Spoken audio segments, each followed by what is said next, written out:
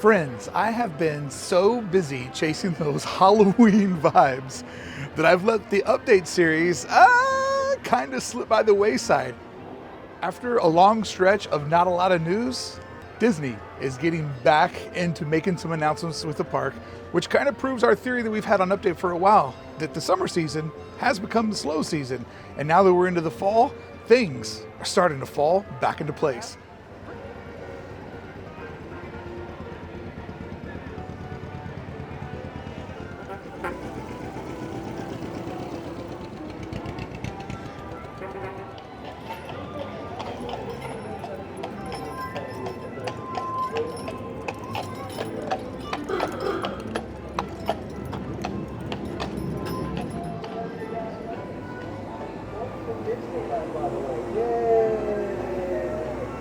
Train station off to the right, day one attraction.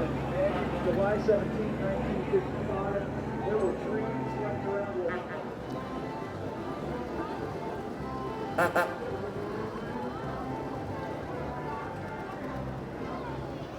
I absolutely adore the Main Street vehicles. Comment below if you'd like for me to do a video just about the Main Street vehicles, because I definitely would love a reason to ride them all day long.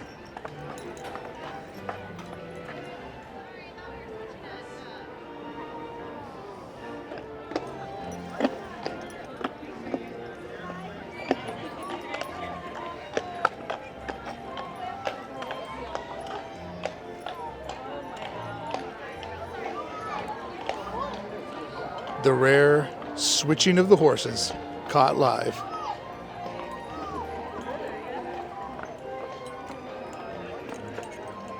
If you want that sick pumpkin pick, make sure you pack your pumpkin patience, because the line for the pumpkin Mickey photo is always very long. Today it's snaking back into town square, but don't forget, there are two sides to the pumpkin, so you can get it with Main Street on the backside or the Main Street train station on the backside.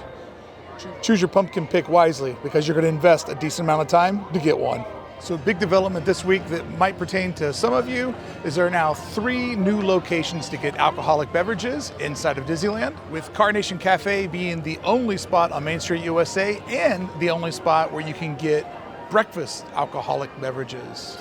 Is that what they call a Bloody Mary and a mimosa? I don't know, I don't drink. But if you're in that it's 5 o'clock somewhere crowd, yes, mimosas, Bloody Marys. Full video coming soon on drinking at Disneyland, a complete guide to drinking at Disneyland. But I wanted to give you a heads up, as of September 12th, there are now 3 more locations, taking it up to 6 places you can drink inside of Disneyland. Mickey may have gotten the boot, but Minnie Mouse is still holding it down strong.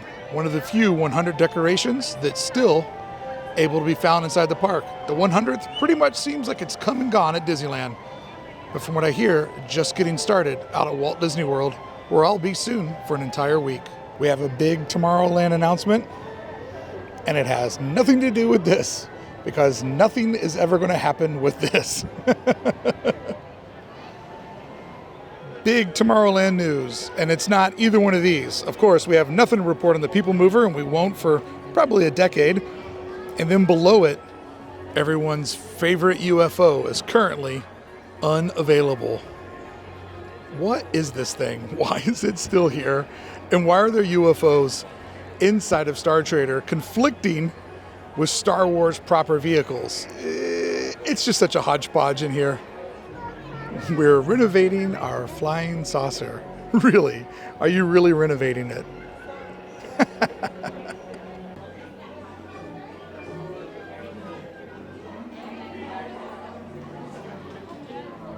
Does being inside of Star Traders make the UFOs canon? Comment below. So the actual big Tomorrowland news is that everybody was saying that they thought that Space Mountain was going to be down for a very, very long time. It closes on Monday, September 18th, but the good news is it's coming back October 23rd. So just a little bit over a month, not a long-term tear down rebuild that a lot of people were expecting. And by tear down rebuild, as we know, Matterhorn is an older roller coaster, actually the oldest roller coaster. And we see lots of times where Disney has to take these older coasters, relay the tracks, get them more fluid. I think this will probably just be a general maintenance and some lighting upgrades. There's been problems with the lighting in there for a while now, so I hear, only 1 month or so of Space Mountain being down, which is a good thing because that's the #1 draw inside of this land. And to my estimation, it's the one thing that's really kept them from just bulldozing the whole thing and starting over. That, and that there's a lack of desirable IP that needs to be put into this park. But yes, down for a month, and maybe this is a reason why there's no Ghost Galaxy, which I do believe Disneyland could have used this Halloween season, because it does feel like the Halloween offerings this year are a little light compared to other years. If you're coming out to Disneyland in the next month and you're a big Space Mountain gal, keep in mind, you're not going to be able to Space Mountain. But don't worry, there are still other mountains. 2 to be exact inside of Disneyland.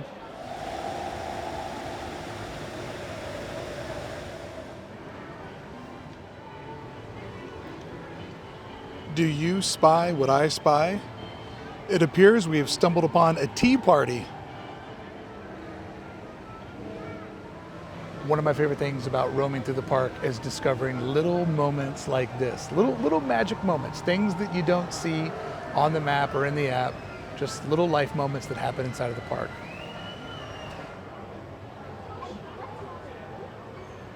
My magic is refueled.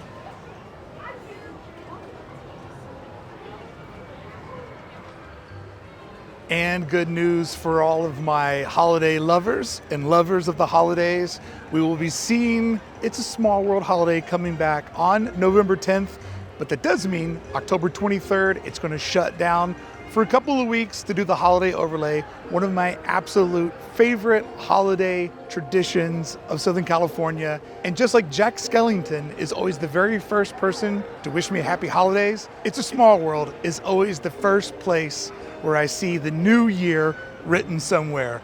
So not excited about getting older, but excited about taking a rip through It's a Small World holiday and seeing that 2024 lit up for the first time. Oh my God, it's already 2024. What is happening to our lives? It is going way, way too fast. And unfortunately, the good times, they never last. That's why I film them over here on the channel and try to take you to Disneyland as much as possible, regardless of where you live or how busy you get. So why don't you do me a favor and you a favor, subscribe to the channel and join Hey Bricky. Woo! Holidays. I can't believe this is my first Christmas coverage. Here's a little something that I've never noticed.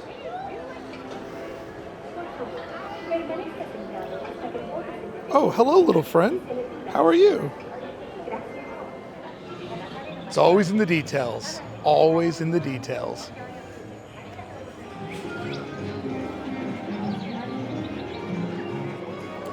Wow, those trees are beautiful.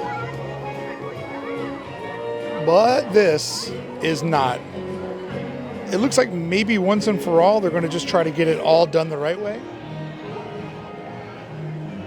We have seen this be a problem area ever since the land opened. They've done little quick patches and fixes. Maybe they're sick of doing that and going back to the drawing board and trying to get it all finally adjusted so they don't have to keep doing this over and over again.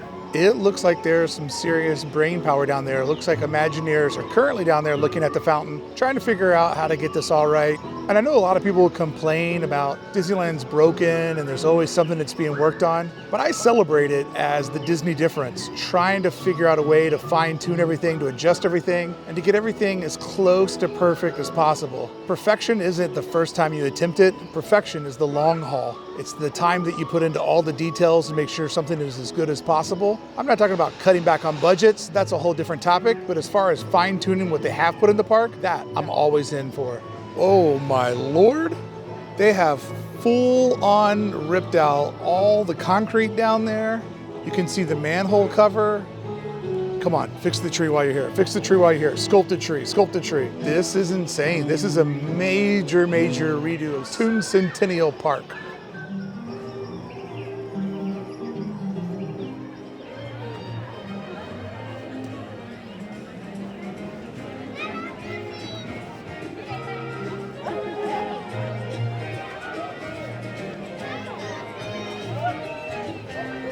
Purposely blurred out so I don't show any of the kids, but seeing everybody run over there to meet Goofy, amazing. And I have to say, me and him walk at a very similar pace. He's a fast walker and knows how to shut everybody down that tries to grab him along the way.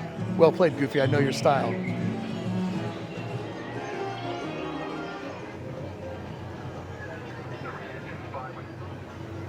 I'm watching you. Sentry unit to command. No change in alert status. Greetings. What you're up to?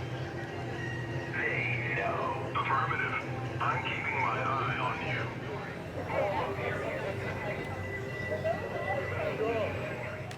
Slash Mountain on the West Coast continues to go at a slow pace. It appears that externally they are still in demo mode.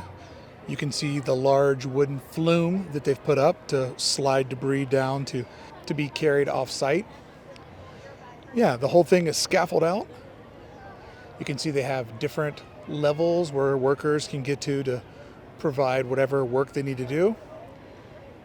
Still a couple of the characters' homes on the outer facade, but as we look around, we can see a lot of holes that have been busted in the outer facade, as well as ripped up edges. It's going low and slow. It still has a year to go, and I kind of feel like this is one of those situations where, because they've already done a lot of this external work out at Walt Disney World at the Magic Kingdom, that it's probably a job that's kind of on cruise control on the West Coast, because the team out east already has valuable feedback on efficient and best practices. So we'll keep tracking it, but it's going low and slow. That's your Slash Mountain update for now. Not a lot to report on the outside, other than I'm definitely missing the tree and the height on top. Going to be interesting to see how it fits together with the Haunted Mansion. And when you look through this little peep right here, you can see the Haunted Mansion through the brush. And I'm very curious where exactly the water tower is going to lie. I need to go back to the model from D23 and figure out the position of the water tower, because I really hope that some of these trees don't go away. If you're coming out to enjoy the Haunted Mansion holiday, be sure to pack your patience. The ride has been breaking down a lot this season. In fact, currently they're broken down right now. The Haunted Mansion is down, even though Magnolia Park is full of people, as well as the sidewalk and the lightning lane, and the new Tiana's Palace has a huge line as well. Pack a lot of patience if you want to do some New Orleans Square things on your next Halloween trip, because this part of the park has become, hands down, the busiest part of all of Disneyland. I mean, all of the Disneyland Resort. I mean, of all of Disney on the West Coast. New Orleans Square is always stacked full of people, even till the park closes at night. So yeah, maybe this is a good spot to do Lightning Lane. For sure a good spot to pack your patience, because every time I've been here so far, since it's opened up on September 1st, the attraction has been down several times. And this is also a thing at Disneyland. Supposed to open this fall. I'm done getting excited about it. But it is very easy. Hello there.